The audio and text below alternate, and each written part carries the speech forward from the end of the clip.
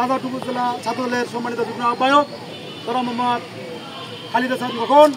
আমাদের মাঝে আরও উপস্থিত আছেন যুগ্ম আহ্বায়ক শ্রী সুমন চন্দ্র রায়, সুমন চন্দ্র সরকার।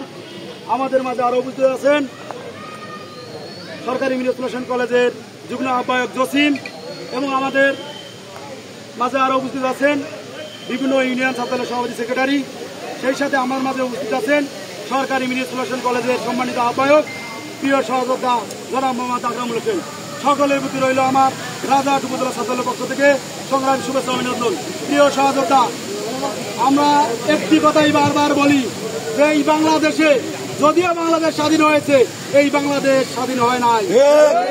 একের পর এক দেখতে পাচ্ছি এই গুপ্ত সংগঠন আর এই ছাত্রলীগ, এদের যে বাংলাদেশের যে আগের যে রাজনীতি ছিল, সেই রাজনীতিগুলো আমাদের কলেজ ক্যাম্পাসে আমরা দেখতে পাচ্ছি।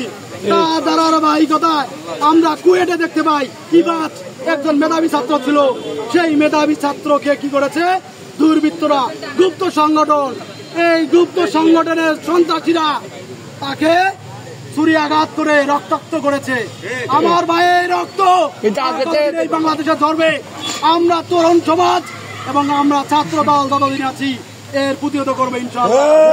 আমাদের সামনে আজ যেন কোনো এই খুন খারাপি না হয়, আমাদের সামনে যেন কোনো গুপ্ত সংগঠন, কোনো ছাত্রলীগ, কোনো অবৈধ লীগ এই বাংলাদেশে যেন না হয়। আমরা আনন্দ সহিত বলতে চাই, আমাদের এই সংগঠন কখনো নিষিদ্ধ হয়নি। বাংলাদেশে অনেক সংগঠন নিষিদ্ধ দেখেছি। আকাশ খারাপ। আমি আমার সংক্ষিপ্ত বক্তব্য এখানে শেষ করছি।